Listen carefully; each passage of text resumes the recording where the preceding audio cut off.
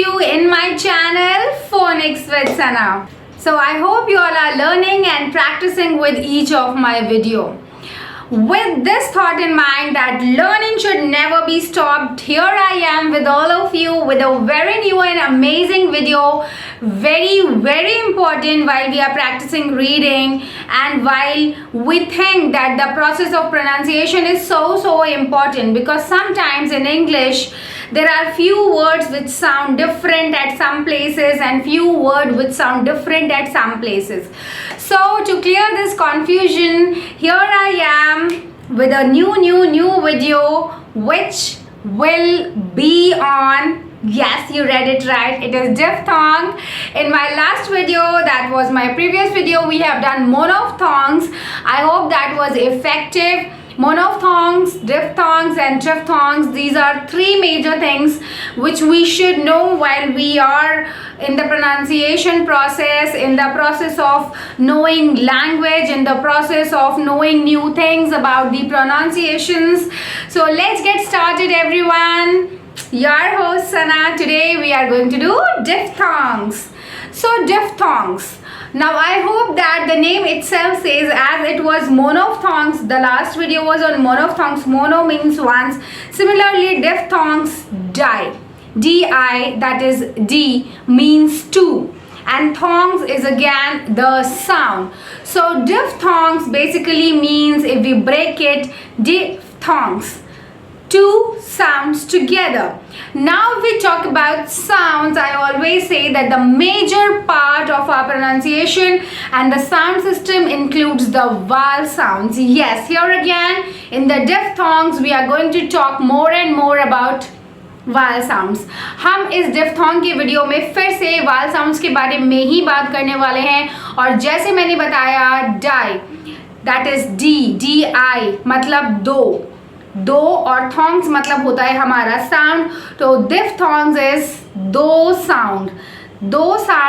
sound together, and these two sound together is that of vowels. Yes, in diphthongs को हम कभी कभी gliding vowels भी बोलते हैं. अब ये gliding vowels क्यों बोलते हैं, इसका मतलब हम समझेंगे, बट उससे पहले एक बहुत इंपॉर्टेंट चीज जो मैं आपको बताना चाहती हूँ वो ये है कि इस diphthongs में क्या हो रहा है, इन diphthongs में क्या हो रहा है. सबसे पहली बात, हमारे इंग्लिश साउंड सिस्टम में, हमारे प्रोनाउंसिएशन प्रोसेस में जब भी हम बात करते हैं साउंड्स की, जब भी हम बात करते हैं फोनेटिक लैंग्वेज की, तो हमारे फोनेटिक लैंग्वेज में बहुत इम्पॉर्टेंट चीज़ है सिलेबल, जो मैंने लास्ट वीडियो में बताया था आपको. अगर आपने वो वीडियो नहीं देखी है so please go check it out, it's very important. Because अगर आप डिफथोंग की वीडियो देख रहे हैं, आपको पता होना चाहिए कि सिलेबल्स क्या होते हैं. डिफथोंग में हम एक वाल साउंड से दूसरे वाल साउंड में इतने स्विफ्टली ग्लाइड करते हैं कि हमारे माउथ से जो साउंड निकल रहा है वो सिर्फ एक वाल का होता है. Yes, so D means two, thong means sound. Two vowel sounds together, they come and they make one vowel sound. Diphthong is basically gliding, that is shifting, that is sliding from one vowel sound to the other vowel sound very smoothly, thereby making just one vowel sound. सिर्फ हमें एक vowel sound की आवाज़ आती है जो हमारे कानों में आती है. So let's understand. सबसे पहले हमारे इंग्लिश साउंड सिस्टम में, हमारे फोनेटिक लैंग्वेज में कितने डिफथोंग्स होते हैं. यस, हमारे फोनेटिक साउंड सिस्टम में 8 डिफथोंग्स होते हैं जिनके बारे में हमें क्लियरली पता होना चाहिए. अब जब मैं डिफथोंग्स की बात करने लग गई हूँ, मोनोफथोंग्स में भी हमने देखा था कि उनके अलग अलग सिंबल्स होते हैं. मोनोफथोंग्स के भी अलग अलग सिंबल्स होते हैं. डिफथोंग्स की अगर हम बात करें तो ये बेसिकली लॉन्ग वाल साउंड्स कहलाते हैं. दीज आर द लॉन्ग वाल साउंड्स, बट हमेशा इनमें दो वाल साउंड्स इन्वॉल्व होते हैं जो कि एक वाल साउंड बनाते हैं, निकालते हैं.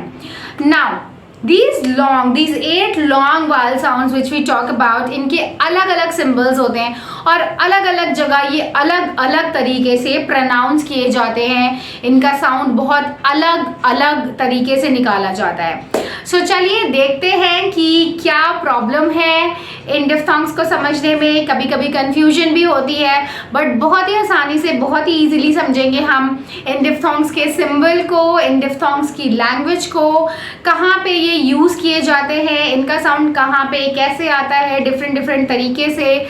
So let's understand this in a very interesting video of mine, and it's very simple to understand. So let's get started, everyone. So talking about our first diphthong, the representation is such. इसको हम represent ऐसे करते हैं, the symbolic representation in the phonetic language is such. और जो sound हम इसका निकालते हैं वो होता है आव, आव। इसका साउंड यानी कि जो साउंड आता है वो कहाँ आता है, basically A U O W, इन जगहों पे जब ये वाल्स होते हैं, ए यू ओ डब्ल्यू जैसे वाल्स जब भी होते हैं, ओ सिंगल है बट उसके साथ जब डब्ल्यू लगा हुआ होता है तो उसका भी साउंड आता है आओ। नाउ व्हेन वी सी दो वाल्स हैं बट एक साउंड आ रहा है आओ, ow, ow. Taking few examples of these sound, brown, ow, brown, brown, frown, frown, pound, pound, ou, the sound is ow, pow, pound, town, again ow.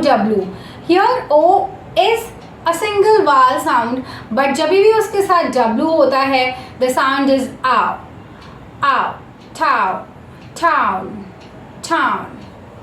O W एक interjection का भी यहाँ पे हम यूज़ कर रहे हैं, and whenever O W ऐसा कोई sound हम देखते हैं या कोई भी ऐसी चीज़ हम देख रहे हैं जहाँ पे हमें ये interjection का यूज़ करना है और हम बोलते हैं आओ, O W, ow, ये तो टूट गया, like that.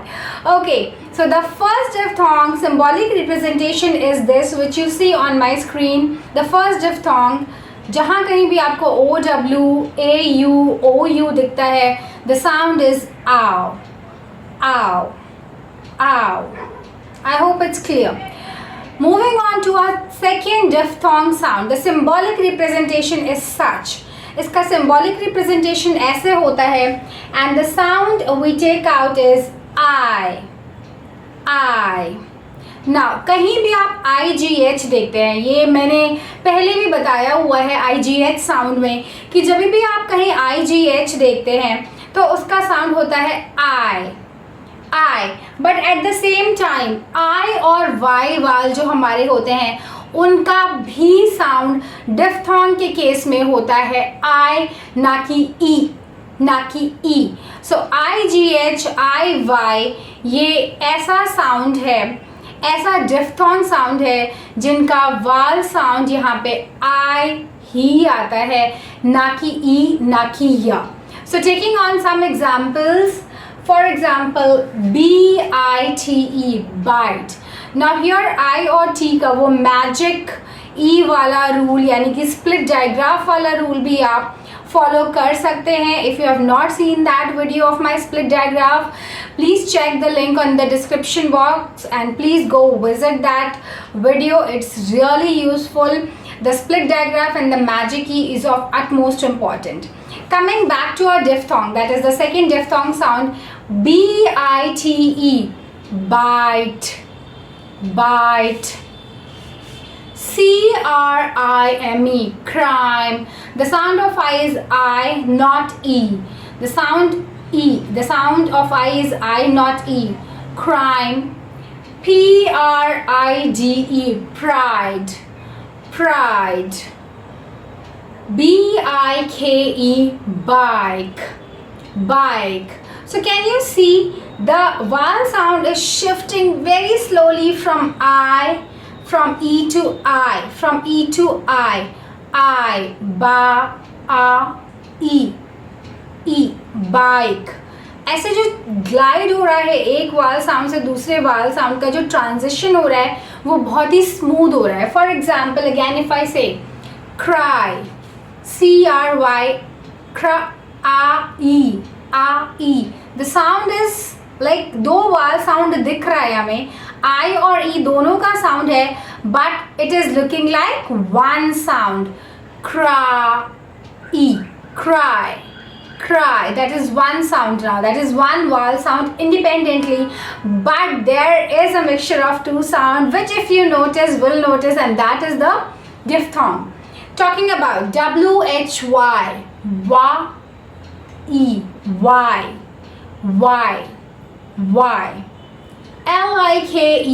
like, e, the sound is of two vowel but independently making one sound of like, SLIDE, slide, slide. So somewhere there is this involvement of two vowel sound, but independently the sound which we receive is that of one vowel sound only. कहीं ना कहीं दो वाल के sound involve हैं, but जो product हमारे सामने आता है डिफ्थॉन्ग के केस में वो एक ही आता है. That is the one vowel sound which we hear, जो हमारे कानों तक पहुंचता है.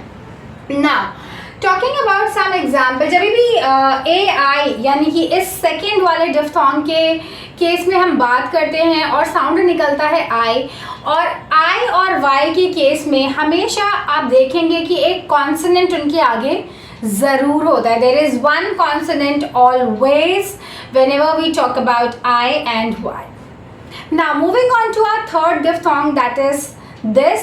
The symbolic representation is such which you can see on my board, on the screen, sorry. On the board also I have written it for clarity, but if it's not visible, I'm speaking everything here.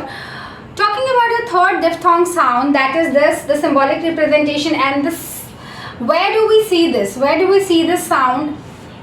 ई और आई हमें दिख रहा है screen पे. ई और आई जब भी to hash लग जाता है आपको पता ही होगा कि वो एक साउंड बन जाता है, and that is a diphthong sound. कभी भी हैश लग जाता है, डबल हैश लग जाता है किसी भी अल्फ़ाबेट में, किसी भी दो अल्फ़ाबेट्स में, किसी भी वाल और किसी भी कॉन्सोनेंट अल्फ़ाबेट में, तो वो हमारा बन जाता है एक sound. Now talking about this E और आई, तो साउंड क्या निकलता है? That is A. I hope it's clear. Now कभी आपको लगेगा कि ये तो लॉन्ग वाल्स के ही सारे साउंड हैं, but yes the involvement is that of two vowels all together. कोई भी वर्ड एग्जाम्पल आप उठा के देखेंगे, साउंड दो वाल्स का इन्वॉल्व होता है, बट द प्रोडक्ट हमें मिलता है वो साउंड का वो एक ही होता है. So talking about some few word examples, कहीं भी आप AY देखेंगे, AI देखेंगे, EI देखेंगे, EY, EA, या फिर एक सिंगल A देखेंगे. सिंगल A के साथ कभी भी जब कोई कॉन्सोनेंट लगा होगा तो साउंड आएगा A. That is the long sound of this vowel diphthong, that is A. Talking about few of the word examples, let's take MAY, may. The gliding, that is the shifting of sound from one vowel to other, is the smoothest. आपको पता भी नहीं चलेगा कि दो वाल के sound involve हैं. AY, A भी है, E भी है, but the sound is A. I hope it's clear. WAIT, wait. FREIGHT, freight. THEY, they. GREAT, great. So these are few of the instances जब आप देखेंगे कि A साउंड आ रहा है, दो वाल्स इन्वॉल्व है ये साउंड निकालने में, but something which we receive is like जो हमारे कानों तक वो साउंड की आवाज़ आ रही है, दैट इज द डिफ्थॉन्ग साउंड. दो वोवल का इन्वॉल्वमेंट है, but what we see and what we receive is that one vowel sound only, which is considered. space. Now again a single है, SPACE वाले एग्जाम्पल में स्पेस में a single वाल sound है, but उसके just बाद आप देखेंगे सी एक कॉन्सोनेंट है और ई फिर से एक वाल है.